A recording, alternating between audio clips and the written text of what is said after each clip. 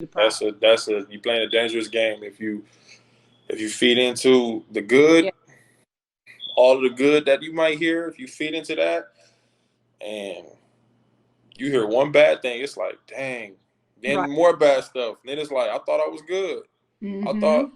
I thought they loved me. I thought they liked me. I thought it don't matter. Like it don't. It really does not matter. You just stay even keeled and know who you are, and no matter what they say, at the end of the day, it don't change you. I'm excited for you to see this week's episode, but before we get to that, I have a message for you. If you're a parent of an elite athlete or a coach of a high performing team and you're looking for some help or assistance with making them more mentally resilient, perform with more confidence, be more consistent, anything like that, then this is for you. I have an 8-week program all designed to address exactly that, to help your athlete be at their best on a more consistent basis and not get tripped up by those little voices in their head and getting down on themselves for mistakes, but performing like we know they can. So, what I want you to do is don't delay, just grab a time on my calendar through this link and let's set up a time to talk about your specific situation and how what I'm offering in my 8-week program can help. Okay? So it's brindrescher.com/free consultation. So click this link, grab a time on my calendar. I look forward to talking to you. And now on to this week's episode. Hello, everybody. I am here with the Marvin Bagley III. What's Okay. going on? Yes. Hey, Marv, how you doing? Good, good. How are you? I'm very good. I'm very good. Now, for those of you that are listening or watching this on YouTube, Marv and I have actually been acquainted for a while, but we've never done a conversation just me and Marv. So this is going to be Yeah. really exciting. But for Marv, tell us a little bit about yourself. I mean, I could do a really fancy promo, but tell us, who are you? What do you do? All that good stuff. Well, my name is Marvin Bagley III. I was born and raised in Phoenix, Arizona. Um, I'm a power forward for the Sacramento Kings slash rapper. I try not to limit myself. I try to do whatever I can to have a good positive impact on the world and the society that we live in. So I'm all about positivity. I'm all about spreading love. I'm all about just having care for people and all types of love in your heart. So that's really me, and I'm excited to get into this conversation. Absolutely. Thank you so much. So, Marv, one thing I do with all my guests is I always kind of want to know, since I consider all the athletes superheroes, I want to know your origin story. So, in other words, how were you first introduced to basketball? Tell me a little bit about that.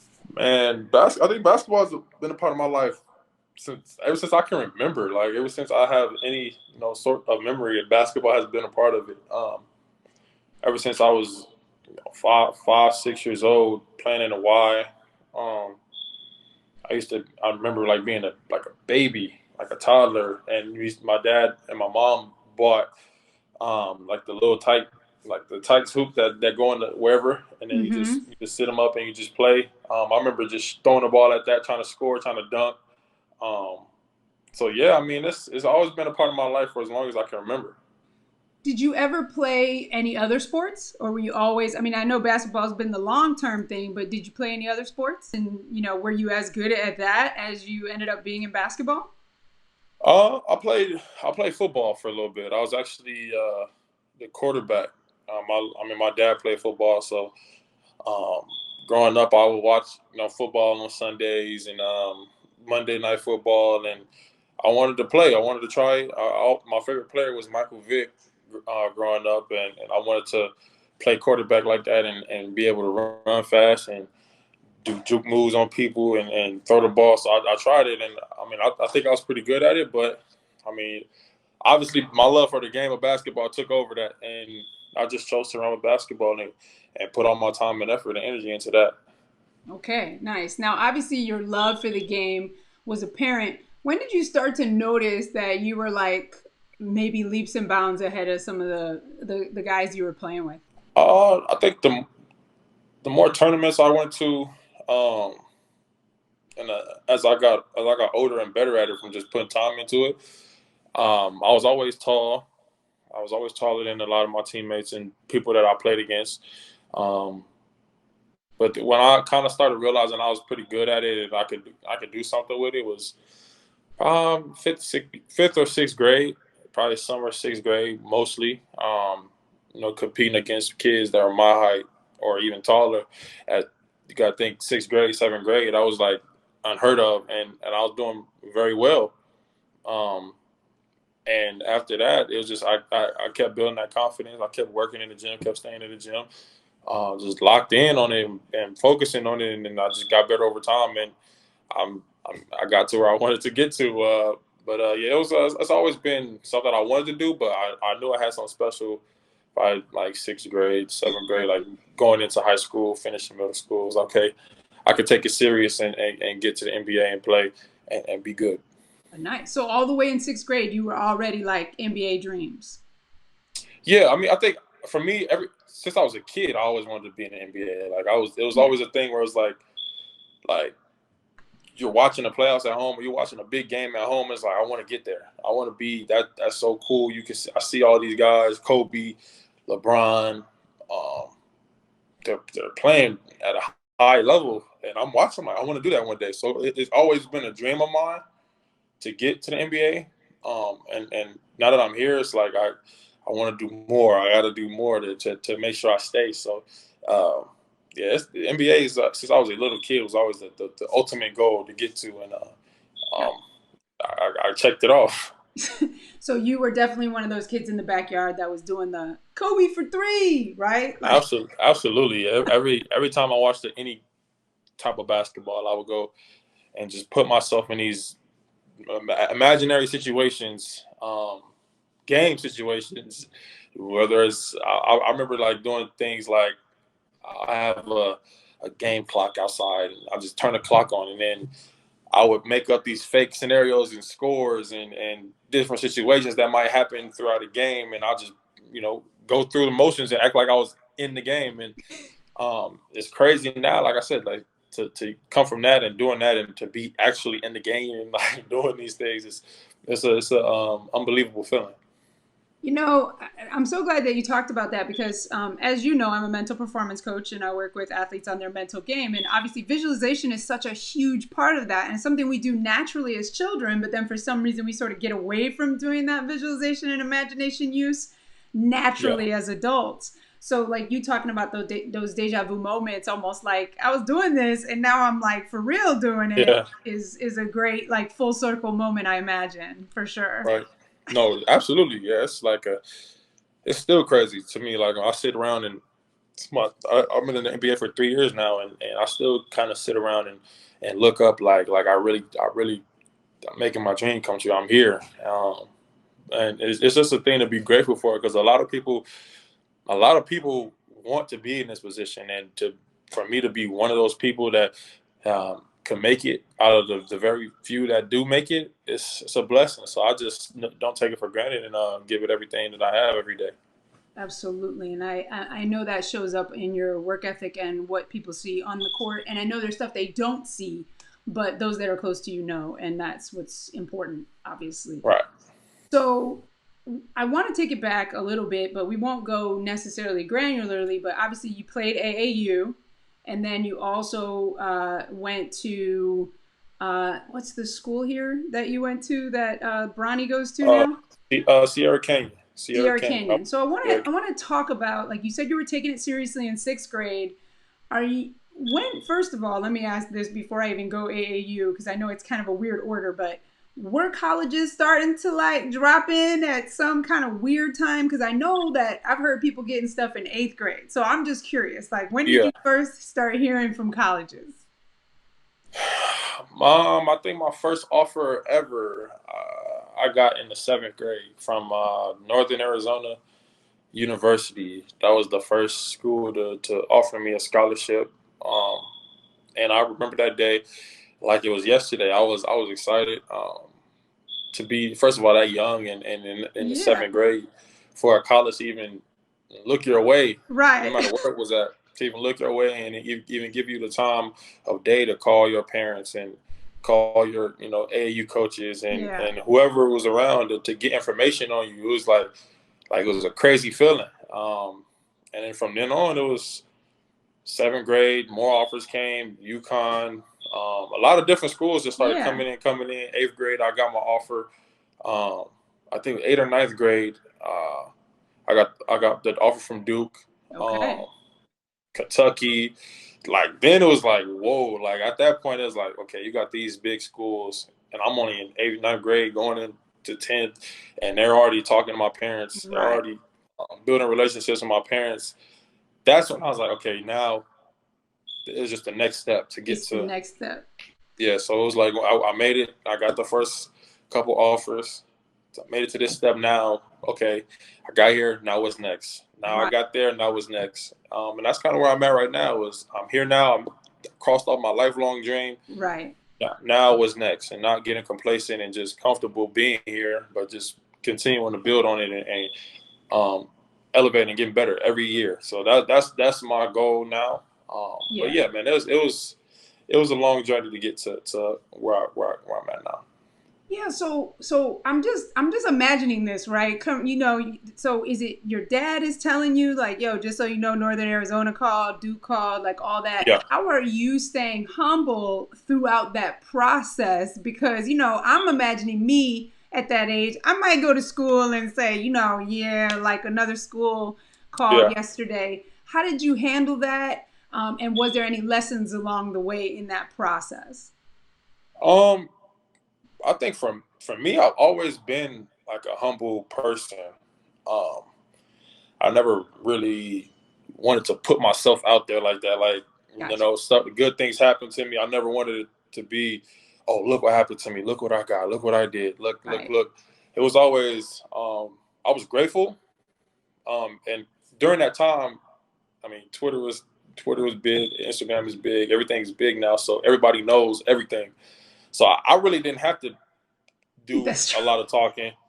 I'll just show up at school and my friends, all my teachers, people that I see every day. Oh, Maury, oh, you got an offer from Duke? That's crazy. Or Kentucky? Oh, wow, that's all. Like that's how kind of like it was, and I would Gotcha. just kind of shy away from it and just just be humble about it. But I definitely felt it made me feel good though.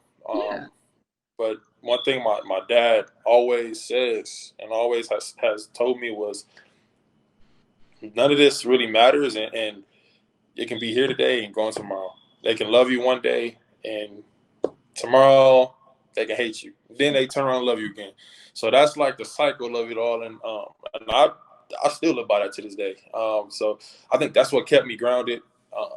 One day they can say you're the number one player in the country. Tomorrow they can say you're number 250th player in the country, whatever. That's what kept me humble and not worrying about getting caught up in all of the hype and drinking my own Kool-Aid. That's so good that your parents were instilling that into you. And like, because I imagine, like, obviously growing up in this age of social media, it can be hard with all of the different ways that they like to toss you. They love you 1 minute. And we'll talk about that, like what you Yeah, went through playing for one of the top, playing for the top, and then before playing for Duke, of course. But I right. love that your parents kept you grounded, and that has helped you because a lot of times we can get caught up in the hype and then get lost in, Absolutely. yeah. So when so obviously you said what's next. So you get the offers, they're all flooding in all the different schools. Before we go to you choosing Duke, which anybody that Wikipedia's you knows that you went to Duke, but Hmm. or anybody that's a fan, let me say that they don't need to Wikipedia you. I'm sorry, but uh, when does Sierra Canyon come into the picture? Because you don't start there. You start at a regular high school, correct? Okay. Yes, I started in a school out here in Arizona. My freshman year, Corona del Sol High Okay. School. My freshman year was there. I played a season there, won a state championship. Um, and then the next year is when I moved to California, and I went to Sierra Kane. I sat out that year due to whatever, Because of the uh, transfer rules, right? yeah, whatever rules they had in place.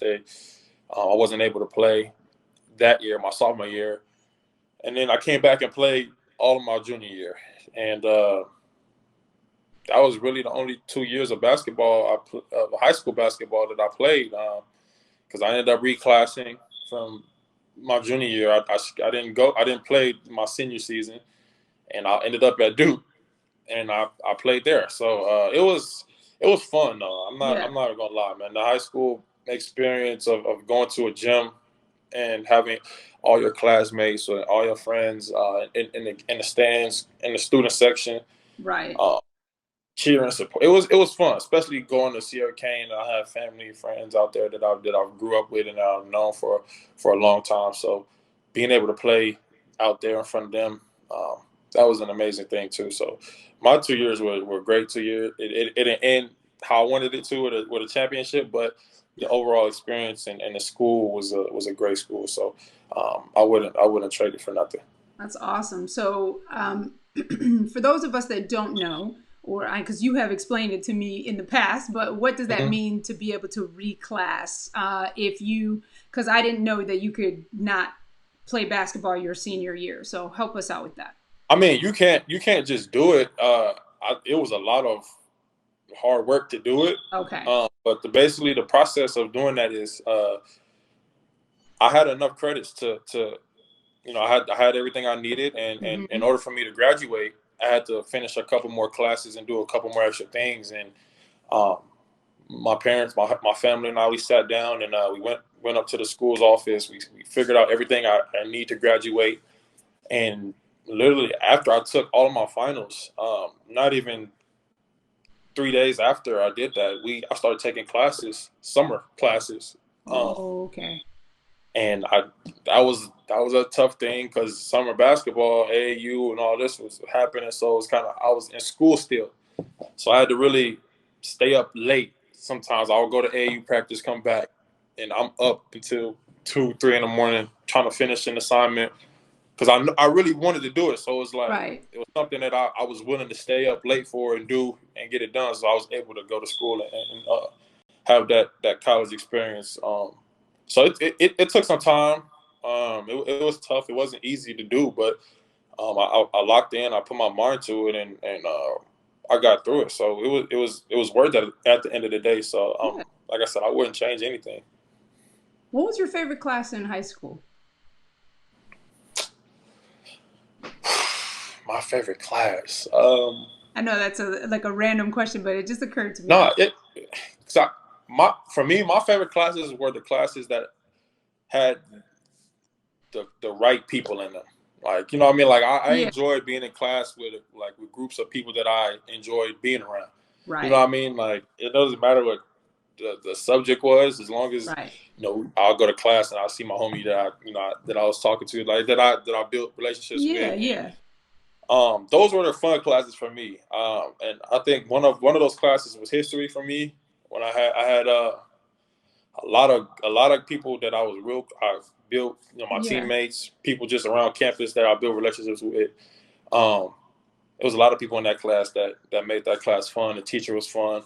Mr. Pollock, if you're watching, if you see this, that was my favorite class Nice. to be in. So that was probably my favorite of all my years that I went to school. American history was my favorite class as well Yeah, in high school. that was my That was, I would not say that's where I had the most friends, but it was the yeah. teacher. The teacher was the best. No, And exactly. That's for me like what makes a class like fun. And then yeah.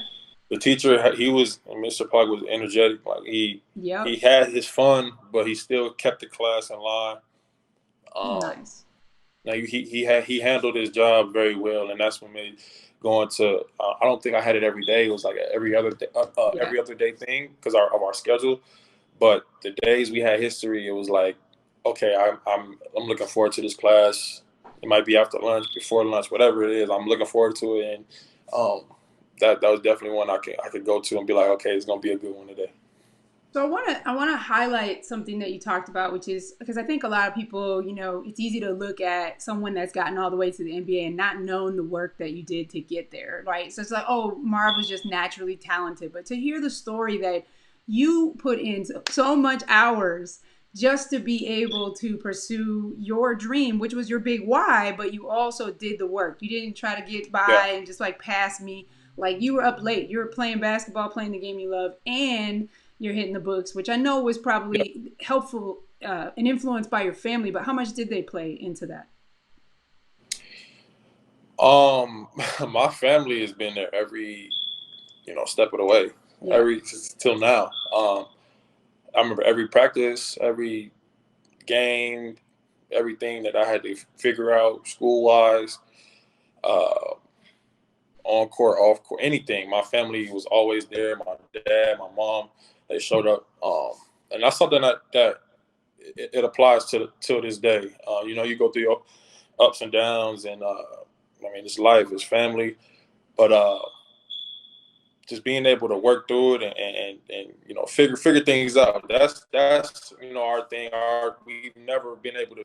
So to be able to have something like that, especially in a world like this where a lot of people, especially in my situation, they want something from you. A lot of Yeah. people try to, even you might not know them, you do know whatever it is. A lot of people that come in and try to get what they can out of you. You know what I Yeah. mean? And that's from even seventh, eighth grade. As crazy as that sounds, like grown men, grown people have all these different agendas for young kids, and it gets crazy from that age. So Yeah. just guiding me through that. That's what they've been able to do, and I'm grateful to have parents that have cared that much to do the things that they did for me to be here. And I know, since I've known you, I know how much family is important to you. And I know you are the oldest of three. Oh, sorry, there's way more siblings. I just remembered. Yeah, I'm in the middle. I'm Yes. in the So, middle. how many siblings again? I have four. Okay, I have two four. older brothers and two younger brothers, and I'm Right. right in the middle. Right. I'm So you're right in the middle. right in the middle. So now you are the oldest that has gone on to the highest levels of basketball, though, correct? Hmm. Okay. So, and the Yes. two younger ones still do the older ones play basketball as well, or did No, they don't. They don't play sports. My two okay, younger brothers do. okay, Yeah, but one of them just graduated college, and the other one is he's into the modeling business. So they're doing great things and big things, and I'm proud of them. But yeah, my two younger brothers are into sports, just like me. yeah. We're just trying to figure everything out for ourselves. So, what's your biggest? I know as a being, an older brother that has achieved. What is your biggest thing that you try to pass down to your younger brothers? Um, for me, I just try to be there for them, no matter what's going on in my life, no matter what's happening around me. I try to, be the older brother and be there and help them and in any way I can, no matter if it's a big thing or if it's a small thing. But just trying to be there for support or whatever they need me for. That's my biggest thing as being an older brother and having that responsibility of knowing that you got younger brothers that look up to you, and any move you make, whether you know it or not, they're watching. Yeah. And that's my thing. Just making the right decisions, being the best version of myself for them to see, and for them to look at and be like, okay, I want to be like that, or Nice. I like how my older brother is always there. I want to be like that when I'm older for whoever. You know what I mean? Just being able to be there and have that for them is my biggest thing. And I mean, if I can accomplish that, and anything else really, it'll come second to that. Okay, well, I love that. Now, the only three brothers that I know the most, because I don't follow everything in basketball, is the Ball brothers. Are y'all trying to do something similar and all play in the NBA at the same time, or? Oh yeah, that would be great. That'll be a great thing to be able to see both of my brothers in the NBA. That'd be amazing. I mean, because since we were younger, I know me and Marcus, um, we went everywhere together. We played almost every gym in Arizona together. We played on the same high school, same AAU team together. We did everything together, and that'll be good for that. But to see how Martre has, since he was born, he was at our games and Yeah, the stroller. And now to see him growing up and getting taller and getting bigger, playing basketball and getting better at basketball, it's like, right. okay, now it's like if you make it to the NBA, we all can make it to the NBA. That'll be like a big, huge thing for my family. And I think I think that I might even shed a tear if I see both my brothers in the NBA, because I know how hard it was to get there to that point. Absolutely. For me, so to see them do it and to see all of us there, it would be a great feeling. Yeah. And if there was, even at their ages now, because we know that Melo was balling out even before he got to the NBA, if you Yeah. had to take on the Ball brothers versus the Bagley brothers, who would win? I'm just asking. Oh man, I'm going with the family, man. I Of think course. we all the family, man. I think we got what it takes. We got everything we need. Right.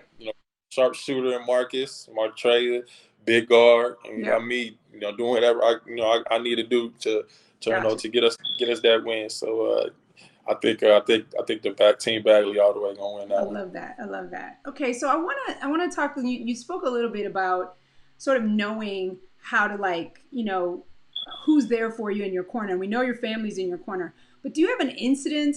And you don't have to say anybody's name, but like of people trying to approach you at, like you said, even in seventh grade, or like a story that you have that people trying to just kind of, you could tell that they weren't being genuine in the way that they were maybe surrounding themselves with you or surrounding your. It's been a lot of like a lot of situations that I've seen, been through. I've been lied to, uh, led the wrong way. Yeah. I would say, just to my whole family, not just me, because obviously my mom and my dad were always there. So just Gotcha. being led the wrong way. And I mean, one incident was in high school. I'm not going, like I said, not gonna say Right. names, Yeah. but No. Yeah. no, people said things that weren't true about things that were gonna happen if I went to this school. Right. End up going complete opposite. Gotcha. Uh, and it was just like some things that we had to adjust to, because it caught everybody off guard. I mean, we believed it. I was giving everything I had into it. My family, my parents, my dad, everybody was giving everything we had into it, and Yeah. it was the complete opposite. So just situations like that, when it's like, Yeah. damn, like people have certain like agendas, and that's when I really started to kind of carry that like, I wouldn't say not trusting, but just always on edge and watching Yeah. everybody, whether it's on the court, anything related to basketball, or whether I'm just waking up, going to school, and being around people and meeting people. And it's always, I've had that, like, my eye open, I would say. It's just, and I think it stems from being lied to and led the wrong ways, and being approached by so many people that have the wrong intentions for you, but you might not know that because you're just going through it, and Right. you know what I mean, you find out the hard way. So um that's kind of Yeah. No, I think that's important. I think that's yeah, important. that's the biggest thing for me. So Yeah.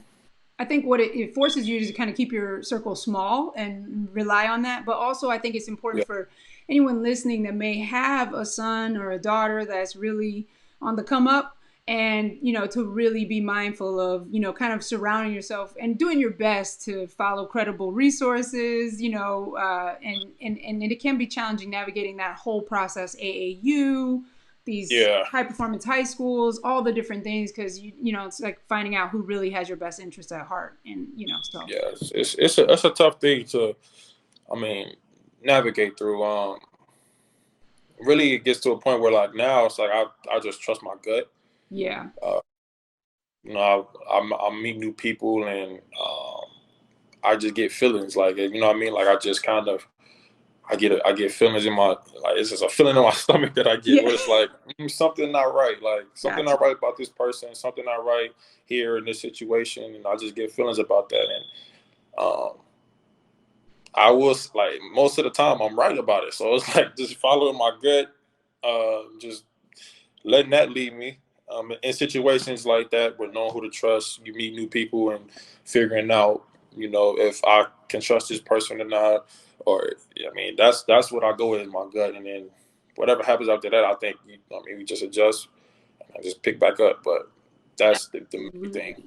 I'm so glad you said that thing about the gut, because it's really important. Like, a lot of times our body is trying to give us messages, and we're not Yeah, listening to them sometimes because we're trying to go based on, oh, they told me, or their words. But you yeah, learn through the process like, hey, you know what, this is, and you guys sit down as a family, make decisions, and I think that's really powerful.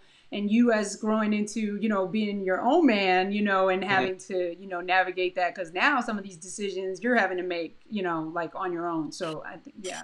Man, it's you just like you go with your gut, man. It's like I mean, life is a game, and you just got to play different games and figure out what works and what doesn't work. And the only way you do that is if you live and you make mistakes. You go through those times where you make a decision that you thought was the right decision, but it really wasn't. You go through those times and you learn from those times, Yeah. so you can be able to share those experiences with people, and people can learn from you and your mistakes. And so, I mean, yeah, it's just you just play different games with yourself in this, and in life, and then just navigate through it and figure it out as you go every day. So, I think that's the stage of my life that I'm in. Yeah. Just navigating things about myself, things about just the world, creating my own thoughts, Yeah. forming like just finding out a lot of different things that I may not have really tapped into yet.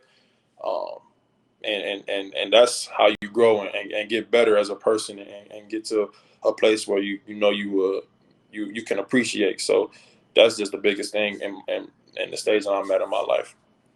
It's great advice, Marv. I mean, as young basketball players coming up, or any young sports people, that's great lessons that we're hearing from Marv. So thank you for sharing that. So speaking of your Absolutely. gut, we obviously know that Duke, you went to Duke, but was your gut telling you Duke was? I mean, because I know Duke is a powerhouse school, but so is Kentucky at the time that Yeah. you're being recruited. So is all these other schools. How do you narrow it down to? All right. I mean, Duke is, because you're at this point you're reclassifying. You're finishing high school early. You're about to go into college as a little younger than an average freshman. Correct? Am I Hmm. right about that? Okay. Yeah. So you're making the decision. What's your gut telling you? Like when you got a table full of offers and that whole decision day. Talk me through that whole process. Now that whole process was a stressful process, but it was a fun process. Okay. Um, I think for me it was like before I even reclassed, the idea hasn't even been brought to the table yet. We haven't discussed it. I mean, we might Right. have, but it really wasn't like a for real thing yet. Right. I remember I wanted to go when I was in the class of 2018 at the time. I wanted to go to U of A, Okay. University of Arizona. That was my I really wanted to go there. Okay. Um, Arizona State was on there too because my grandfather went there. But those are just hometown schools. I would have went there. Yeah.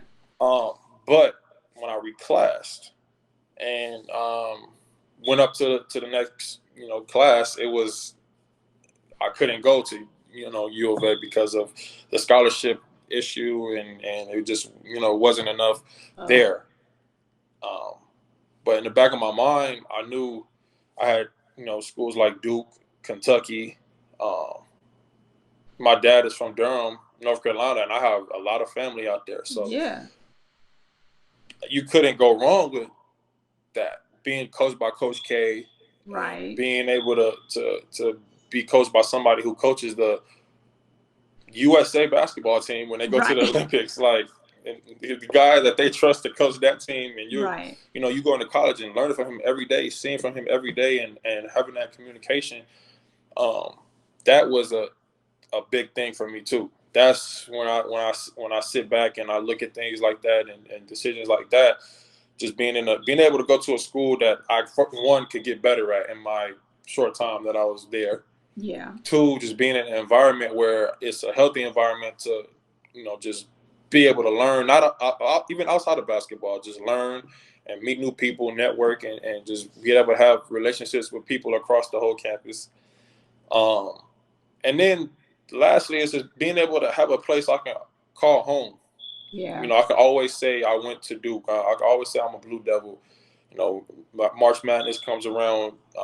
I'm rooting for the Blue Devils, except for last season when Marcus, Right. Marcus was playing. I was all Arizona State, um, but yeah, like when I look back at it, I can always say, wow, like I really went to Duke.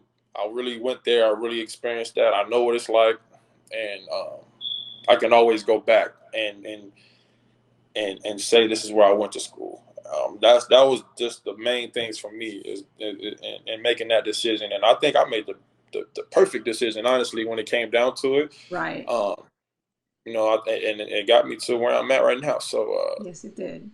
that was great. That was like I said, it was a stressful time to go through that whole thing, Right. picking the college, picking the school, going on all these visits, um, seeing all of the campuses. It was like okay, wow, I really have to make a decision. But after talking to Coach K and his family and everything, it was I think it was the perfect decision, and I wouldn't go back and change nothing about it. That's awesome. And I mean, I love how things work out, right? Like if Yeah, you don't reclass, you maybe end up at University of Arizona and who knows what happens. Not saying that you wouldn't still yeah, be in the NBA, but it's just a right. different thing. It's just like, we have a plan and then life kind of goes, well, this is a Yeah, different yeah, way that's going to work out. for sure. So and when you go on these recruiting visits, I think what people don't know is they roll out the red carpet for you. And so Oh man, it's hard to choose because every school seems fun. Every school seems it's set good. up like that. Yeah, Yeah. it's set up like that for sure. Every visit you go, they got everything laid out for you. They Right. tell you what you want to hear. They tell you all the good stuff, all the stuff you might think you might want to hear. Right. Um, I heard it all, man. I heard all of the good stuff, and if you come here, this will happen. It's tough. Yeah. Going through it is like, man, that sounds good, Yeah. but at the end of the day, it's like, um, you got to make the decision that sounds good, but will benefit you in the end of the day. And I think Exactly. talking to my family, Duke was the perfect fit for me. Nice. And I went with that, and it was a big year, a great year Yeah. for me up there. So I'm glad I chose to go down there and Well, play we're glad down you there are in North too. Carolina. Even though I went to Michigan State and, I'm not exactly a Duke fan, but that's okay. I It's mean, all good. That's all I'm a good. fan of you, but, and Appreciate it. I don't know any of those Michigan State players. So I'll just, Yeah. okay. So, as you transition, and I mean, you were always a basketball standout, but is there a difference in your mentality when you start to go into a Duke program? I mean, you're probably not going to be there for a long time because you're already a standout. And I'll get to that as the second question, but I really want to know, like, what did you notice was the biggest shift from playing at Sierra Canyon and then going to like Duke? I mean, once I got to college, I was for me. It was always get to the NBA.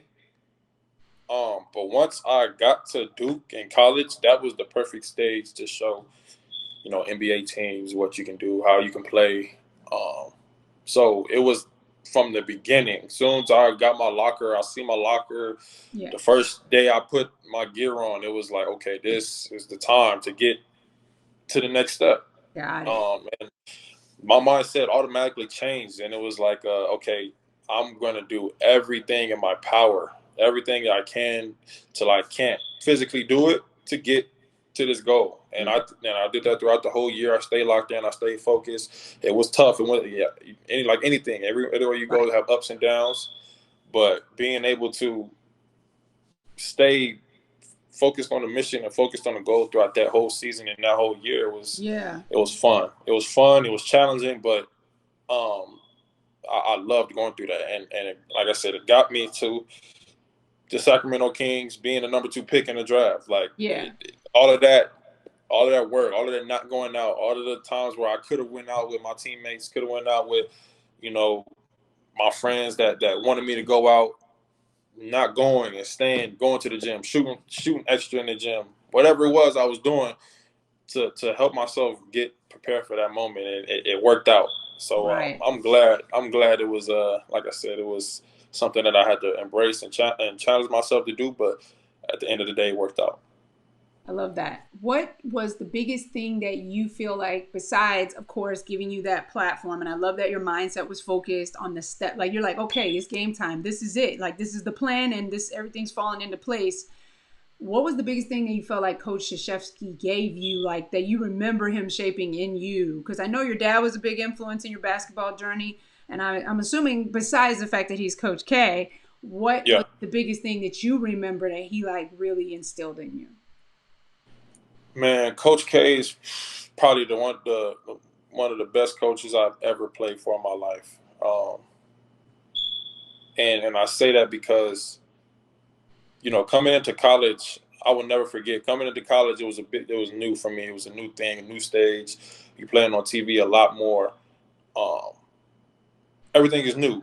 Yeah. And I remember we had a couple of like exhibition games in the beginning of the season.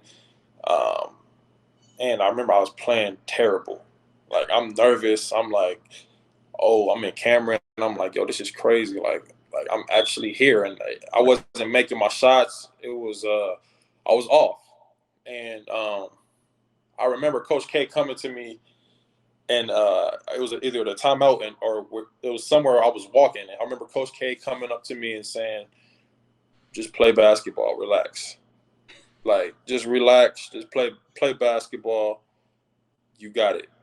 Right. And automatically, I was like, "Oh, okay, I'm good." Because to hear that from Coach Right. K, like I said, to have that confidence in me to just go hoop and play, it Yeah. was like, okay, it's go time. Like it's go time now. He showed me right then and there that he believed in me. And all season long, it was like that. I always can go to Coach K, ask him a question. Something didn't seem right. I didn't understand something on the court or on film. Right. I asked him, and he would always, every time, sit down and explain it. When I'm messing up live in real time, if I'm messing up, he gonna let me know about it, and then put me to the side and tell me what I should do better to fix it. Gotcha. Like just things like that I respected about him, and that really helped me be the player I was there. Because I've always played for coaches. I played for some coaches that didn't really do that. They would coach you, but they didn't have that impact that impact on me like Coach K did, and Yeah. that was one thing that I'll forever remember, man, is just having that moment where I was like, dang, like I'm playing terrible. What are the NBA teams gonna think? Like, what they Right. probably don't even want me no more. Like all this stuff going through my mind as a Right. kid, like 18, 19 years old, it's like, oh, like a lot of that pressure building up, and to Yeah. hear him just say, relax, it's basketball, play your game, and anytime I mess up, it was next play, Yeah. next play, next play, and that's something to this day. If I mess up in the game or if I do something, turn the ball over, something that's not planned, next play, forget it, move on. And that's something that he told me, and I use to this day. So Coach has a big impact on my basketball journey so far, and it's crazy. He's gonna retire after I next season. know. I So was gonna say, that was yeah. I'm happy for him, man. But like I said, he is one of the best coaches, if not the best coach that I've played on a basketball court for ever. So I'm grateful for him.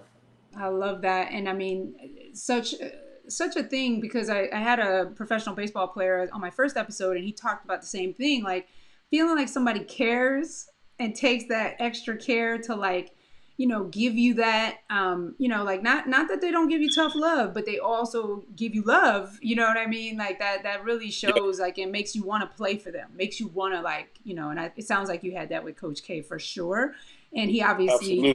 has been able to produce powerhouse after powerhouse teams, Yeah, players, because of that, because he gets that. So that's awesome. And the only thing is, who's going to fill those shoes, or who wants to fill those shoes? yeah. That's a good question. I mean, I'm sure they'll figure it out down there, and they'll make the right Yeah. decision. So many people that have played for Coach K, and that have been around the program. So I'm sure that they will, make the right decision on who should step into that Yeah. spot. But I'm excited to see it, man. I'm like I said, I'm happy for him making that decision. He gave everything he had when I was there, what I could see from, Right. and just every year that I've watched from afar, it was like it's good to see that he's came to that piece of letting go and just enjoying, life, because I think he truly deserves it, because he gives it everything he has. Absolutely. So when you were at Duke, you guys are playing on the big stage. You're one of the most prominent schools in all of basketball, because Duke is one of the biggest powerhouses in basketball. You talked before in a conversation that we've had about kind of like how the public kind of like loves you when you're winning. Say more Yeah. about that. Sort of like how that experience was, like, you being on campus, being a quote unquote literal and figurative big man on campus, Yeah. and what that experience was like for you in that world of college and navigating all that. I think when I got to college, that was the first taste of like media, um, all the people talking crazy on the internet. Like that was the first, like I stepped into it and experienced it. Mm-hmm. Being at Duke, one of the top schools in the country, top 5 schools. Just playing on TV all the time. It was all eyes on you. So that was like when I first got to college and experienced that. That was like, dang, like I didn't realize how crazy it can get in the media world, as far as people talking about your game and saying this and that. You should have did this. You should have did that. Why he isn't good at this, and all these experts who think they know the Right. game got an input on what you should do and how you should have played, how you should, like, Right. and it's like, have you ever played a game in your life? Like, it's like I don't think you ever touched the court in your life. So it's Right. like, how are you talking? And that's when I started to see, like, this is really crazy. And then leading on to the NBA, it just gets Right. worse. It just gets worse and worse and worse over time. And it's like, um, me personally, I had to really get to a point to where I don't let it affect me, Mm-hmm. because people can sit here and say, "Oh, that don't bother me. I don't let it bother me." But I mean, if you see that all the time, like Right. every day of your life, like me personally, like you see that Right. every day of your life all the time. It's like you can't get a break. It's like whatever you do is something. I had to get to a point where you don't let it bother you, and you see it all the time. Like you see it all the time where, um, people say certain things, and people say, "Oh, it don't bother me. It don't bother me," and then eventually they say something. Yeah. They say something, and I think that's kind of where I'm at now. It's like you can say whatever you want to say. I know that at the end of the day, I'm still going to be myself. I'm going to be Marvin Bagley. I'm going to Right. be, when all of this stops, like when I can't even play basketball no more, I'm going to be Marvin Bagley. If I don't score another basket, I'm still going to be Marvin Bagley. So that's kind of like forming that. And it took them. I'm still in the process of getting that, but Right. I know that at the end of the day, people are going to troll. People are going to say what they want to say, Yep. and you just got to know who you are at the end of the day, and don't let what somebody is typing on the phone, on Twitter or Insta, whatever they're Yeah. on. Don't let them define you. Mm.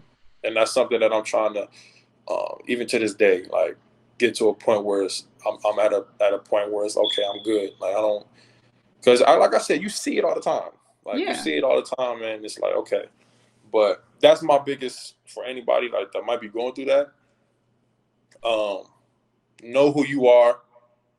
Know that no matter what's going on, no matter what they're saying, that doesn't change who you are, and that doesn't make you who you are. Because somebody might say, I'm the best player on the court tonight," or whatever they Right. might say. He was awesome tonight. Then the next day they might say, "Oh, he was terrible. Why is he even in the game? Why is he da da da?" So it's like, no matter good or bad what you're saying, no matter good or bad what you're saying, it's like I'm still me. Like if I have a good game or I have a bad game, I'm still myself. So that's the biggest message that I would say is know who you are, and don't let it, what somebody's saying affect you and change up who you are. Oh my gosh, that's so important. We talk a lot about identity in basketball or sports world with the mental game. This is called the mental advantage, and that message there is Everybody listening, please make sure you listen to that a few times. Let your athletes listen to what Marv's saying a few times, because they're the ones that need to hear it. But this is true for everybody. This is, if you don't happen to play a sport, you're still you, right? So if you have a good day, Absolutely. you have a bad day, it doesn't matter. You can't get too into your hype and you can't get into your haters. You gotta Yeah. just love yourself through the That's process. a you playing a dangerous game if you feed into the good, Yeah, all of the good that you might hear, if you feed into that and you hear one bad thing, it's like, dang, right. then more bad stuff. Then it's like, I thought I was good. I thought Mm-hmm. I thought they loved me. I thought they liked me. I thought it don't matter. Like it really does not matter. You just stay even keeled and know who you are, and no matter what they say, at the end of the day, it don't change you. It don't change you. You might be mad, you might be angry about it, you might be like, why she saying, well, whatever it is, but Right. always know who you are. Even if you don't know, get to a place and a point that you end up finding out who you are and never change it, and keep living like that and keep living by that. And that's like I said, that's what I'm going through now, and I'm still, that's my message for anybody that's coming up that might need that. All right. I love what Marv said. Please listen to that whole part. I'm definitely going to clip that out for people, because whether they want to sit with us for an hour, they need to hear those last 5 minutes. Yeah. So now, really important, what you don't know is, or you may or may not know, Naomi Osaka, who's #1 in the world in tennis, had a pretty stressful week at the French Open. She decided going in, and as a professional athlete, you can speak to this because maybe you can give us some insight into how it works. She decided, she said, I'm not going to do press. And I'm going to give you a chance to speak to this in a moment, but I think it's part of your obligation to talk to the press. Yeah. So they fined her 15,000. Well, they said they threatened to fine her. They did fine her, and they were like, basically, every day you don't talk to the press, we're gonna. But she had said, I'm not going to talk to the press for my mental health. And so, with that, there was some statements that she put out, basically saying like, I don't like it. They kick, I've seen so many people walk out of press conferences. People break down in press conferences. So this is what I need to do. And in the end, she ended up withdrawing as the #1 tennis player in the world, probably most likely favored to win. She ended up withdrawing from the French Open because of the circus and the frenzy that got around it, because, she was getting a lot of, she was getting attacked, basically, like people saying, you don't, you're using mental health as an excuse, toughen up, that kind of stuff. So just kind of want to speak to it because I know you have to face the press after a loss, after that. So talk to us a little bit. And you've kind of spoken a little bit about it, but what's that like, that process of like, you just had a game that you went out and gave your all. You walk into the press room and they're asking you what one might label ridiculous questions, but you can speak to that. Yeah. Uh, to that, I mean, me personally, I don't like talking to media. Um, my personal Yeah. preference is to not talk to them. If I had a choice not to talk to them, I wouldn't. Right. Um, but like you said, it's a part of our job, and one thing I do, I understand where she's coming from as far as not speaking to them for your mental health and not speaking to them just to like stay away from all of the drama, because media, they are great at storylines. They figure out, okay, what can we get him to say, or what can we get her to say that might look good on a headline that people will click, Right. or like what can we get them to say that might start this whole thing and bring a bunch of drama to their lives Right. that really could have been avoided. Like that's one thing that I've seen that the media is very, very good at. Um, So I completely understand Right. that decision, and that's why I say, if you know who you are, you know yourself. If that's what she felt like she had to do, with it was withdraw and make a point, or get a point across. Right. That's cool. I'm cool with that. Like I support that decision, um, and that's the biggest thing. Like Yeah. if you're not okay as a person, if you're not okay mentally, being able to Mhm. take time to get that. that's a big thing, and that's something that I'm in. Like I said, I'm in the process of now as we speak is figuring out, getting to a place where I'm happy, I'm comfortable, Love that. I'm cool with myself. And I think if she had to do that, then that's fine. Because I know how the media is. It's like Yeah. they just want you to say one thing, to ask a question worded a certain way, so you can say it, answer it a certain way, and they use that in the media, and boom, now you have all these people saying certain things to you. Um, Everybody is going to give their 2 cents in, and Yeah. it's just something that you can easily avoid. So, like I said, me personally, I wouldn't, if it wasn't a thing that we had to talk to them, I wouldn't. Um, but it's a part of my job, and sometimes I make it short. Sometimes I go in and I answer my questions, not too deep, not too, Yeah. don't give them too much. Just answer my questions and leave, because I know if I get too saying too much, Yeah. they're gonna twist my words and make it out to be a bad thing or whatever. So that's how I handle media. How I handle it is just go in, don't be too long, be direct, answer the questions, and if you Yeah. don't want to answer a question, answer it how you feel comfortable answering it. You Yeah, don't I have to, love that. I saw you you know. do that. I saw you do that on a press conference once. You just basically came in at the beginning and you were just like, just so you know, I'm not going to be answering any questions about this subject. Yeah, and sometimes you have to do that. Yeah. Sometimes you have to, put your foot down and let them know, like, anything y'all might ask me about, whatever is going on, I'm not answering it. And Right. the crazy thing is, they still might ask you. Like that's what is crazy to Right. me. Even after saying that, they still ask you, and that's when you direct the conversation, and that's when you answer the question how you want to answer it, or you Right. say, I'm not answering that, or do however you want, whatever you prefer your way of doing it.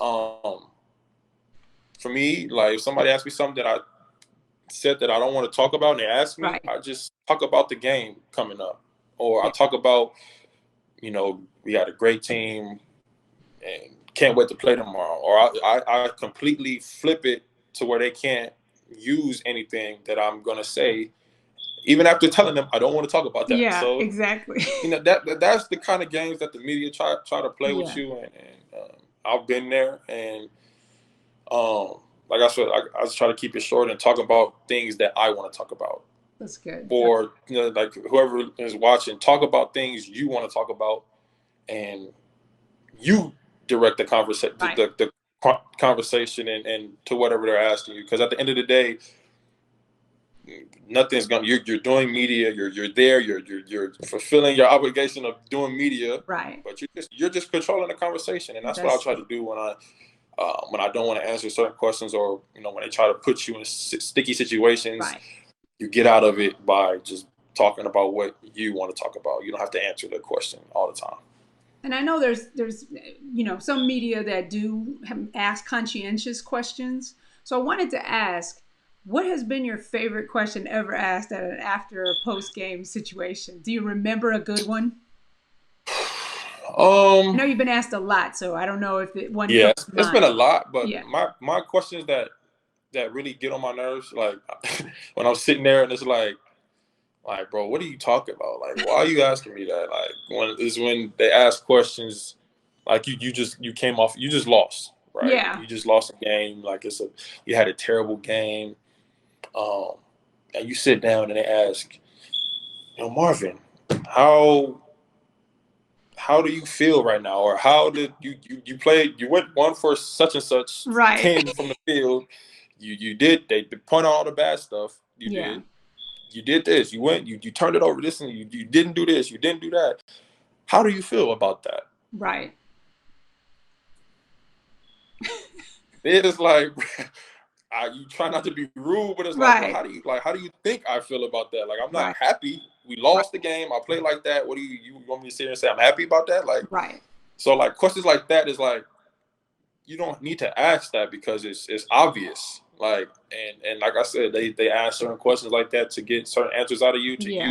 use in the media, and that's when you just kind of like figure out your own way of Yeah. redirecting it and making it about what I you want love to that. talk about, and yeah, man, that's probably the questions that get to me the most. Like that, like I really have to really take a deep breath before saying something smart Yeah, or like, you know what I mean? And it's like, come on, like you don't need to ask me that. It's like absolutely. at the end of the day, but So I have an idea for you and your NBA pals to do if you guys ever want to do YouTube videos. So what you're gonna mhm. do is you're gonna take some mics and you're gonna go to regular people's jobs and you're gonna ask them after they have bad days how they Yeah, feel. But you're in uniform and you're just and like, that's the thing. how was People, it when you lost that account for your job? Tell us about how you're people, feeling right and now. and that's what the people forget that like Yeah. at the end of the day, like we are humans, Yes. even though we might be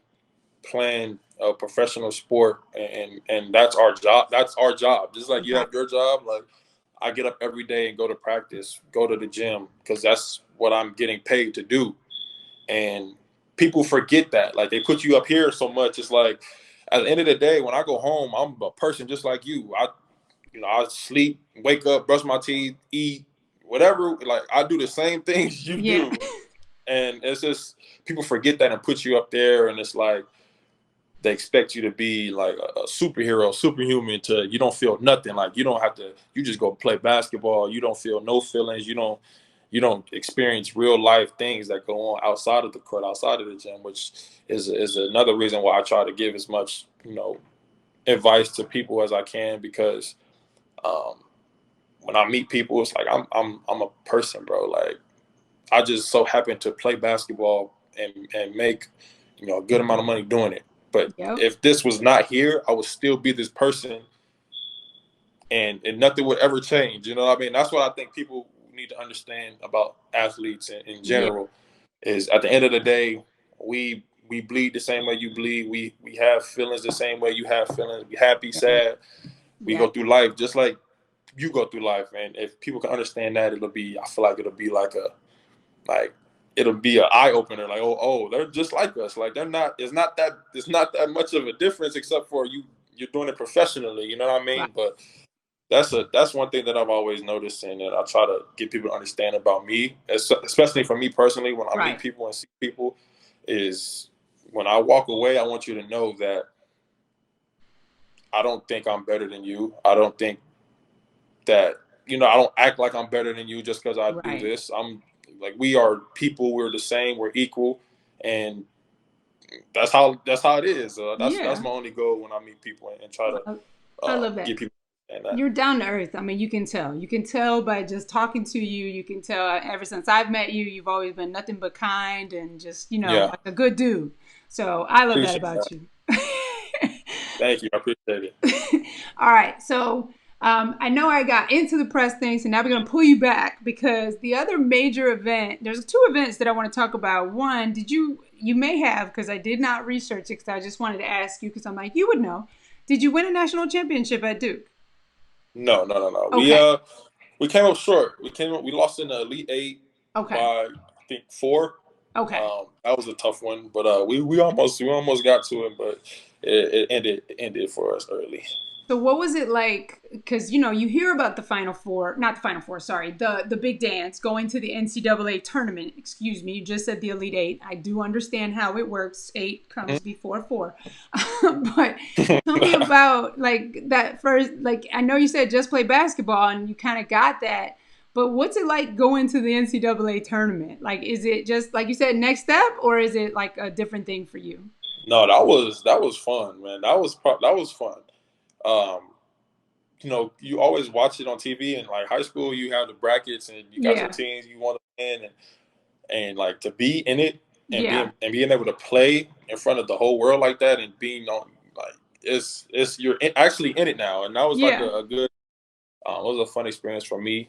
Um, like just being in that and knowing that if you lose this game, you're going home. Like there's no like you don't get to go back and adjust again and like you're done for the rest of the yeah. season. So Right. every game was like, okay, you have to lock in. You got to be ready because this could be your last game in college basketball. So like having that all the way until we lost by Yeah. a few points. That was fun.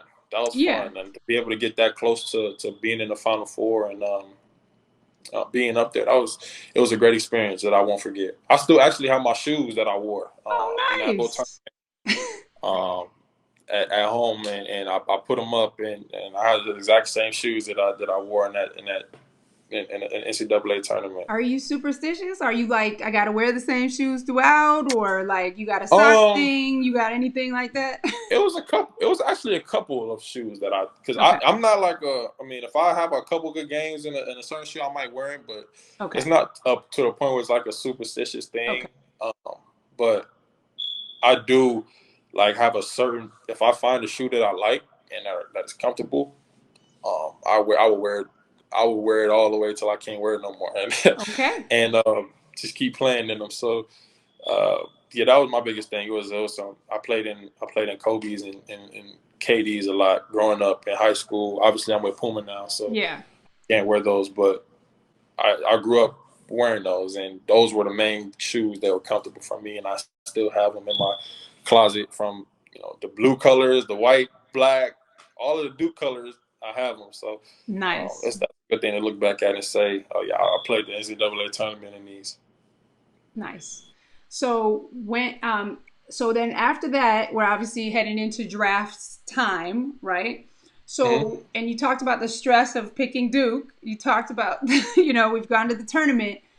Yeah. Talk us through draft day. I've watched it. I wouldn't say I've watched an entire draft, but I've definitely watched parts of a draft. But I've never obviously been a person or connected with a person that's sitting down in that whole experience. And obviously you did. So tell us a little bit about what it was like for you and how your family helped you through that, or who helped you through it. So That whole week was a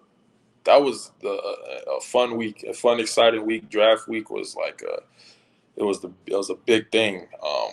It was in New York. We got to New York a week early um, before the draft, and we did a lot of interviews. We did a lot of press stuff. We did things with different brands, just mhm. pop ups. Um, as the draft talks kind of went on and on, that's when I signed with Puma down there Yeah, uh, okay. at the draft, and like it was a lot of things happening for me at the time. That was like, wow, like it's really here. And I remember, um, I remember waking up because all my family came down. And I was around everybody that I was comfortable with and I Right. knew in my room. And I remember the night before, I was putting out music. I was, we were just hanging out. I remember waking up that next day on draft day and just feeling nervous, like it was like butterflies from the Yeah. moment I opened my eyes. It's on TV. They're talking about it. I'm seeing myself pop up on the screen. They're showing highlights. They're talking about me as my game, and I'm Right. turning the TV up trying to hear like what they're talking about. It was fun, and that whole time throughout the whole day was like just nerve wracking. And then I remember time to get on the bus. Everybody's getting on the bus to go to the draft, going to the Barclays Center to get ready. Okay. And it was just like I was waiting. I was anxious because a lot of draft boards had me seventh, going eighth, Okay. going one, going two. So I didn't know. Like I was Right. like I didn't want to know. Like I just don't tell me nothing. Gotcha. And I remember the draft started, and then my dad and my agent, they were like, "We know where you're going. Do you want to know?" And I remember saying no. Like, don't tell me nothing. Like, I don't want to know nothing about where I'm going. Don't tell me anything. Right. And I remember they called the first pick. They called DeAndre's name, and I'm waiting now. I'm waiting. And I had no clue. Like, I had no clue. And the number 2 pick came out. Adam Silver came out, and he said, my name. Sacramento Kings select my name, Marvin Bagley III. And I just remember, like I sat there and I was like, yo, like he really called my name out. Like Wow. it's finally about to happen. And I remember getting up, just thinking like, don't fall, like don't trip on nothing, don't fall. This is live TV. You can't Right. don't embarrass yourself out here. And it was just an outer body experience. I remember Yeah. putting on my hat, walking up the stairs, opening my jacket, cameras, taking pictures, and then just hugging, Adam and taking that picture. And it was like I couldn't even really explain it. Right. I couldn't even explain it. And I did the interview, and um, literally that night we had the rest of the night to really just celebrate, and then it was to it the next day. I remember going to dinner with my family afterwards. High school coaches popped up that had no idea were coming. Um, Wow. Family members that I Right. had no idea were coming. We just showed up, and it was a nice dinner. And I Nice. remember going to sleep and then waking up and having to fly to Sacramento immediately to Wow. get situated. And summer league was a few days after that, so it was like right Wow. to it. But it was fun though. Like it was going through that whole transition of college to the NBA. Now I'm an NBA player. Now it's like, okay, now I got to just learn how to be an NBA player, and it was a fun time, man. I still, like I said, I still sit around here, um, when I'm by myself, looking at the video of Adam calling my name, Yeah. um, just looking at the video of just my first summer league game, and I'm just sitting here like I really did it. Yeah. Now it's now this is the next step. It was like, okay, now what's next Yeah. after coming back down and realizing, okay, I did it now. I'm not happy though. Like I'm not satisfied. Right. I made it. I did my goal, my lifelong goal. I did it. But now it's what's next. What's How do I be an all-star now? How do I get to the playoffs? How do I win MVP of the NBA? How do I, get a NBA championship? One day eventually want to be known as one of the greatest players to ever have played basketball. So how do I get to that? And that right? was my next, that's my journey of figuring that out. And um, it's still going, man. Yeah. I did it, but my journey's still going. I got a lot to say. I got a lot that I have to still go through and learn, but um, I'm proud of where I'm at. What I Yeah. mean, it's not always gonna be pretty. It's gonna be ugly at times, but you can't have you can't have the good times without the ugly times. So I'm looking forward to going through my journey and figuring everything out. And You appreciate him that much more, obviously, yeah, through that you process. basically writing your own story. So Yeah. um, I'm excited. So, just a few more questions, Marv, because I know we've been doing this for a while, but it's just you give such good answers. I don't want to stop asking you questions. But when so you're in the NBA, and I know I asked you this before, but obviously we weren't on a podcast. But Yeah. what's that like? That first, like you said, you're on a plane, you're in NBA practice. A couple of moments later, um, and what was that like adjusting to the NBA? Because like you said at first, it was kind of like a little bit of like and then you just kind of remember maybe. So what helped you do that, or what was that experience like? Sort of your first Uh, NBA. my first practice was like my first summer league practice. Obviously, it wasn't the real thing, so it was like a lot of guys that weren't really on the team. Right. So it was like cool, but it wasn't like the real thing yet. So Right. but my first training camp practice when we had everybody back, Mhm. Zach Randolph, um, all of the team is there now. So I was like, Right. okay, now this is who I'm going to be playing with. It was like, okay, how can we figure out a way to? I know I'm the rookie on the team, like you got to do all the rookie Yeah. duties. You got to do all of the stuff as a rookie. So how do I fit in, make myself, make myself, fit into this group that we Right. have? And that was the only thing for me. I was going to do everything I could. I knew basketball was going to take care of itself because of the work that I was putting in and the Right. work that I put in to get there. So it was just more anxious to get it going and Yeah. getting into my first game. And, so once I did that, it was like, okay, it's cool. The only thing for me that was really a thing to adjust to was the traveling part of it. Because we do a lot of traveling Yeah. during the 82 game season. It's every other day you're on a plane somewhere, you're going somewhere. So that was the biggest thing for me was adjusting to that. And now it's like whatever. Like now I'm Yeah. used to it. I get on the plane, go to sleep, wake up. Sometimes I might sleep the whole ride. Right. Just because you're literally that tired of, you just played a whole game. You had just practice. Now you got to go to the city you're about to play in. And you're literally always, well, you're tired all the time. So Yeah. it's like you got to get your rest in when you can. And the plane is one of my plane rides and bus rides. Those might seem short sometimes, but you never know how important those are, because those are the power naps and the things Yeah. that the sleep that you missed out on because you're still up from playing. You get that on the plane, or you get that on the bus ride to the hotel. So Right.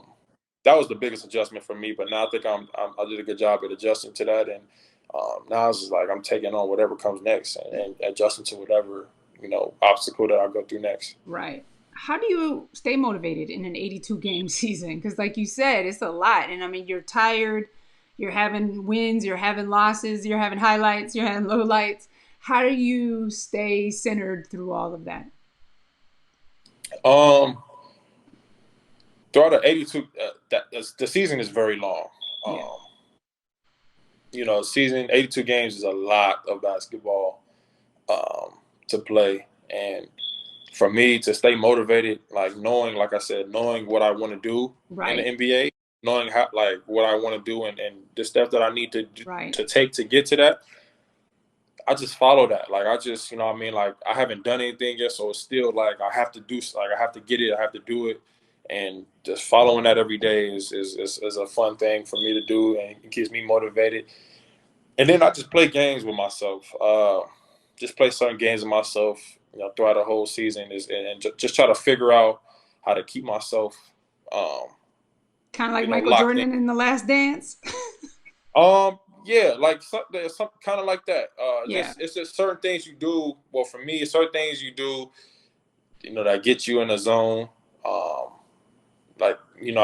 Whatever it is, Yeah. whatever games you might play with yourself, you might remember what somebody said a long time ago, or you playing against guys that you grew up with playing Right. against in tournaments, AAU tournaments. You might remember them beating you in an AAU game, and nobody's ever thinking about it. Nobody Right. even really cares about the AAU game, but it's like I remember certain things, and it's that's what gets me like going for that game. If he Gotcha. beat me when we was 13, 14, it's okay, now I gotta lock in to get him back for what he did. It's just small Yeah. games like that you play throughout a whole, and they're all different. You just Yeah. come up with different things to play for, and you just do it. And Yeah. that's how I keep myself going out there and ready to play. And I mean, it works for me. So Yeah. I think if anybody else would try it, I would recommend it. But for myself, that's how I approach every game, and it works.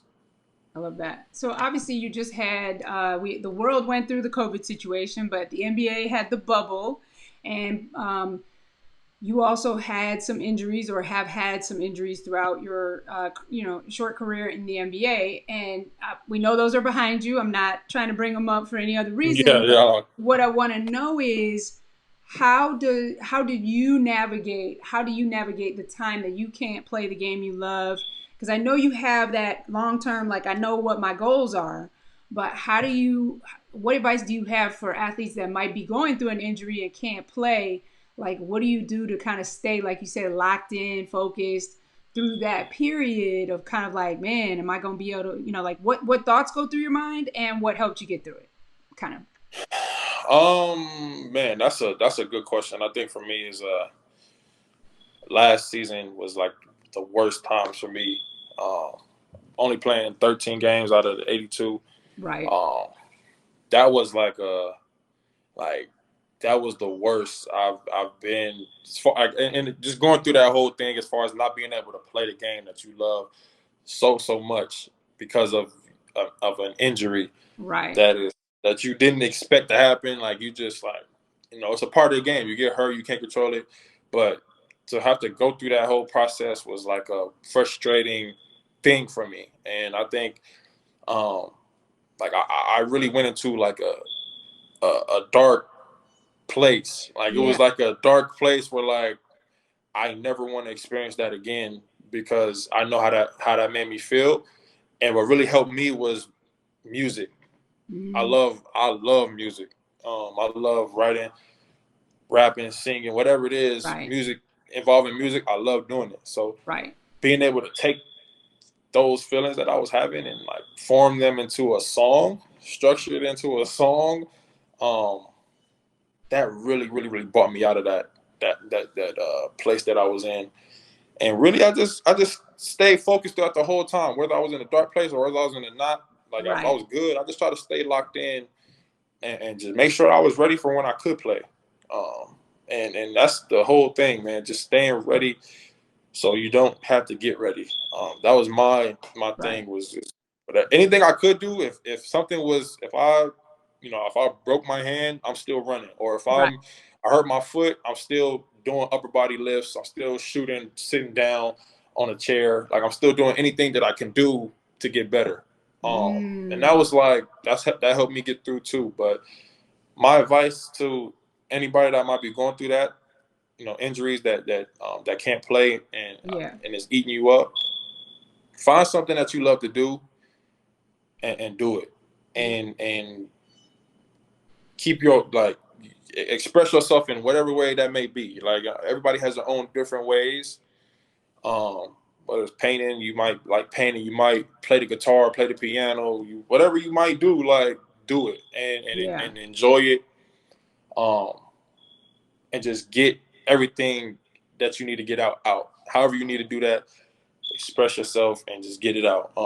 That's one of the that's my piece of advice, and that's something that I follow to this day, and it helps me a lot with dealing with the NBA and certain obstacles you go through and have to get through. So that's my biggest No, piece that's of so, advice for that. no, that's so good because we were definitely when we talk about mental health, it looks different for everybody, and the fact that you had that outlet of music as a way to express yourself is so valuable. And for those of you that don't know, Marv is on Spotify. He's on SoundCloud. His Yeah, rap name is MB35. So three basically, five. it's MB35, right? I'm saying that right? No, you said it right. Yeah, you Okay, said all right, MB all three right. I was five. like, did I say it right? Right. And so Yeah, he's got a couple of albums and some really good songs. I love one of them is PVO, Positive Vibes yeah, Only, yeah, and he's got some other ones.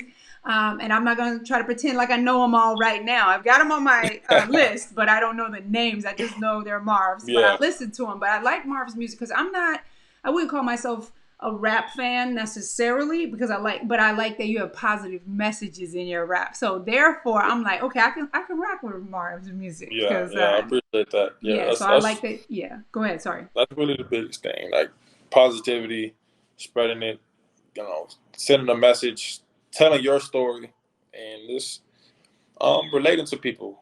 That's because I mean, growing up, I like listening to music that I could relate to. So I try to make music that people can relate to, Yeah.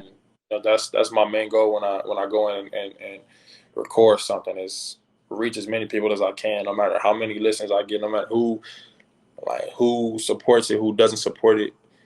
If I can reach at least one person every Mm. day, like every time I put something out, if I can reach at least one person, I mean that's mission accomplished from in my eyes. So that's really the whole thing, that the reason why I do that music thing. So I know you're not known for your rap music, but have you had an instance where I've seen a couple times on TikTok where somebody will see somebody and maybe they stage it that way, but like have you had Mhm. somebody like you heard somebody listening to your music, or have you had, or at least a fan come up and tell you how much your music means to them? Have you had any of Uh, that kind of stuff? oh yeah, man. I have had people, DM me, or I might be with like a group of people or a group of friends, and they're going through songs, and my song will pop up in the rotation.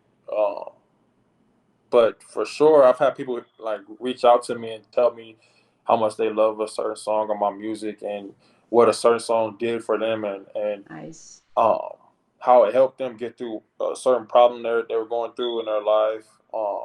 And I think that's what keeps me going, like doing with the music, is Yeah. because, like I said, if I can reach just one person and affect one person, and get my message across, my story, and that's really all you need is, and then you reach that one Yeah. person, and then that one person could reach somebody else, and then that person that they reach can reach somebody else, and it just trickles down. It trickles down like that, and I think to hear those words, it just confirms that it's something that people like to hear from me, and they enjoy hearing from me. So I keep doing it. I keep giving the people, what they want and what they want to hear. Awesome. Well, I love that you said just impact one person, because that's what I strive to do with my social media, and that's the thing, and that's what keeps you going. Like you said, like knowing that you're making a difference. So that's Absolutely. yeah, and I mean, like, you're not only inspiring younger basketball players or younger sports people to pursue their dreams, but you're also showing that you're not just a basketball player. And so, Right. yeah, and I Exactly. think that's super important. Yeah, for sure. It's more than that. It's more, basketball is obviously the first thing that I love doing. Music is the second, but it's a lot more that I have to do, and a lot more talents that I have to show the world. So um, I'm just following that, and if you like it, you like it. That's good. If you don't, I mean, that doesn't really affect me. But it is what it is. I just Yeah, do it because I love to do it. I want to get my message across, and I want people to know my story, and I want people to feel a certain way when they hear my music. So I do it for that reason. And like I said, you like it, that's amazing. If you don't, I still have no problem with you. But it's just, I just do it because I love it. I love that. I love that. And that's so important, because you got into basketball because you loved it. That's what keeps you in basketball, even though I know it's a little bit different in the NBA. It's not only just about love of the game, but the Yeah, love no, of the it's a game lot. is a whole different ball game. But we won't get into that, because that'll keep us here for all night. But For sure, I that'll keep us. I know it is, but I know, like, that love, we really want to talk about that, how important that is for athletes to enjoy and people to enjoy the passions that they pursue in their life as much as they can, because that's really what kind of guides you through those dark times, like you said, or those tough times. So, for sure. Yeah. I mean, if you don't, this goes for like whatever you're doing, like professional athlete, um, whether you're working at an office, wherever your job is, if you don't love it, then there's really no point in doing it. Yeah. Um, and that's something that I believed, and I truly believe, and I mean, a lot of different situations are different for different people, Right. of course. But do something that you love doing, and once that love goes away, then it might be time to look into something else. Yep. And I mean, I have so much love for the game of basketball. I love it. I love it a lot, like really. And when that goes away, then we have a problem, because I never had that. Yeah. And if you love something, you will give everything you have into it. You'll put everything you can into it. Um, and once you stop doing that, then you got to step back and really figure something else out. So my main thing is, whatever you choose to do in your life, whatever you're doing in your life, try to enjoy it, Yeah. have fun. And if you're not, um, I mean, like I said, everybody else is different, but Gotta find some. me personally, I would try to step back and figure out something that I do love, and do that and give everything I have into it. Love that. So there's something new that you're about to start, and we're doing one now, but I think you have one coming out. So tell the people Yeah. about that. Oh yeah. I have a podcast coming out. It's called the Halfway Decent Podcast. Me and my guy Earl Ramsey is a trainer, long time friend of mine. We decided to come together and just talk about current events, just culture, um, and just having real, genuine life conversations, and just inviting on guests, WNBA players, NBA players, celebrities, rappers, actors, actresses, everybody from different lanes, just trying Right. to get them to sit down and just tell their stories and give them a platform to express whatever they need to express. And I think it's gonna be a great season. We just finished. We just got episode one, down. It should be Yeah. out now on all the Spotify, Apple Yeah. Music.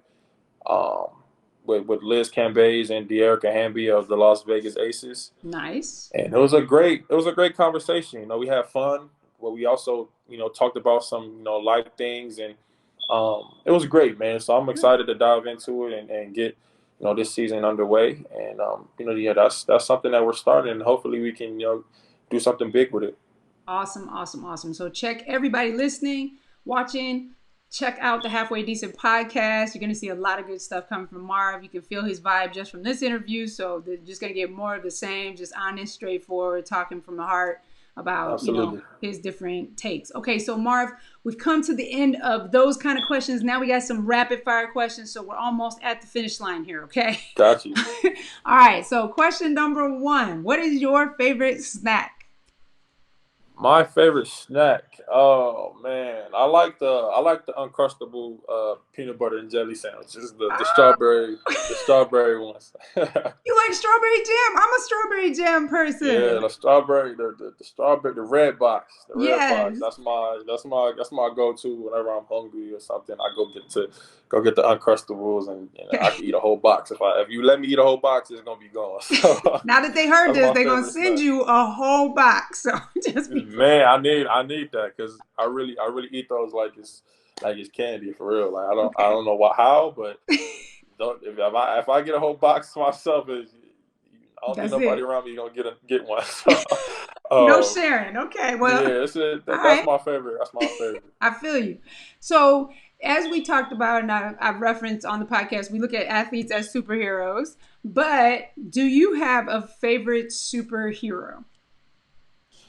Yes, my favorite superhero is Spider-Man. Um, Why? I like Spider-Man since I was a kid. Like I mean, you got Superman, you got Batman, but Spider-Man was like I loved watching all the Spider-Man movies. I wanted to be Spider-Man. I tried to get the little web thing Right. that they would sell at the stores and just act like I had the webs and try to climb up. It was just, I don't know what it was about Spider-Man, but um, that's my favorite superhero to this day, and it's just I don't know why. I really can't even explain it, but that's if somebody asks me like what's my favorite superhero, is Spider-Man for sure. Now you can already fly, technically, according to our standards, us normal humans, because you can dunk and do all kinds of stuff. But do you have, besides shooting webs out of your hand, do you have a superpower that you really want, or is it just like Spider-Man all the way around? I really would. Oh man, I would say reading like minds, but like I wouldn't. But The more I think about that, I wouldn't want to do that because no, I don't want to know what people are thinking because right, it might be crazy. So I'm not gonna go with that one. But right. I mean, for me, I would say, sheesh, uh, being able to teleport. I like. Yes, that's I would. mine. Yeah, because I mean, sometimes you might be running late or something, and you just can turn it on and just be there. Like that'll be clutch. That'll be clutch. Okay, except you wouldn't be able to get all that rest on those rides to the games, and so you might not. You might be too Facts, tired. but I'll be there. I'll get there fast though. I'll just That's true. Maybe whatever you I could gotta get sleep do. in a real bed then, because you could be like, okay, while y'all traveling, I'm gonna go check into the yeah. Facts. I'm gonna be in the room. I'm gonna be asleep. Right, exactly. Okay, next question. This one is the one that I love because it just kind of tells me about people's personalities. I don't think I've had an athlete answer differently yet, but people have preferences about how they like their toilet paper on the roll. Are you an over the top or are you underneath the bottom, and why? I don't know. Over the top. Every athlete has been an over the top. Over the top. Over the top. Okay, so now question, I know you live by yourself, but if you are at home, like let's say your parents' house, or you notice at your house in case you have somebody come clean up for you every once in a while, which I would if I could. Um, Yeah. if they put it on wrong, do you change it? What like At your like house, like if they put it underneath, like it's coming from the bottom, do you go, oh no, I gotta fix that, or do you just leave it? I'm not that crazy. I'm Okay. not I'm not like too into it like Okay. that. I mean, if it's on there, like it's on there. Right. But like I'm not like, oh, I Okay. got to take it off and Yeah. like. But yeah, I do I'm change not it too at my crazy house, about it. Marv. So Oh, you change it? yeah, Yeah, I'll I'm change not. it I at don't. my house, but not at Yeah, someone if it's else's. on there, it's on there. Like I Yeah. can't do nothing. Like I'm not Yeah. going. Like I just really just at I that point, got it's you. like I got whatever. you. But And who's your personal hero? my personal, it's two. I would say Jesus and my dad. And the reason I say my dad is because ever since I was younger and ever since I started playing basketball and even with just life stuff in general, um, he hasn't missed anything. Like he hasn't missed, like I said, a practice. He hasn't missed a workout. You know, a graduation. Anything that I have going on in my life, he hasn't missed. And um, it was it, it, it's times where I've seen kids that don't have that. Right.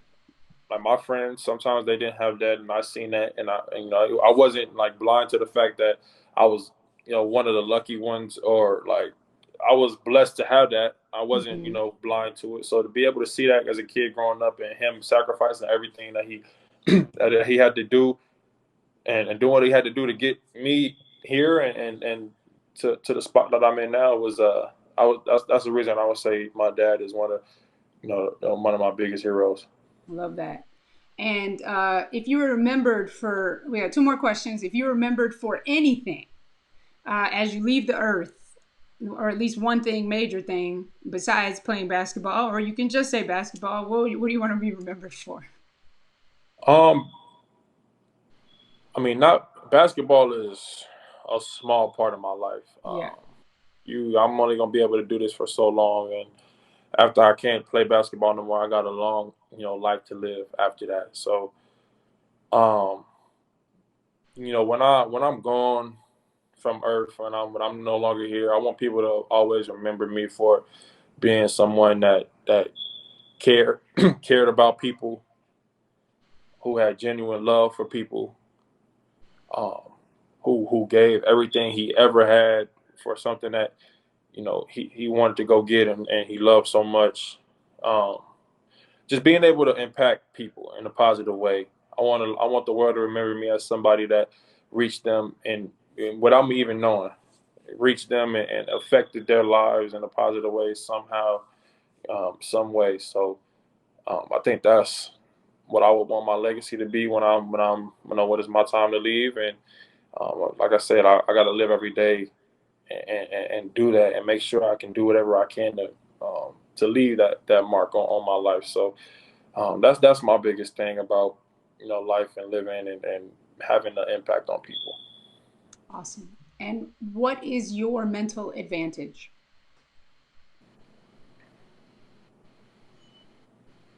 My mental advantage is like I said, I think I always compete with myself. Like I play games with myself and push myself and not having anyone you know come tell me to go to the gym or dragging me out the house to go to the gym. You know what I mean? It's something that I love to do, and I don't need anybody to like wake me up to go do it and do it and want to Yeah. do it. You know what I mean? So I think having that competitive, drive, that spirit to want to be one of the best players to ever play the game, and going out every day and doing it and doing something that contributes to that is my mental advantage, and I think that um, it will be for as long as I'm playing basketball and I have a career. Nice. All right. So, Marv, obviously, people know they can watch you. We just finished we're still in the midst of playoffs, but I don't think the Kings are still in it. And I'm not saying that as a slight. I'm just, No, we are. okay. I'm at home watching the rest for Okay. Cause I'm everybody. like, I don't think you would have time to talk to me if you were still playing. You'd Yeah, be no, on I'm the, working out right now and just getting ready for next season and making sure that I'm ready for whenever the season starts again.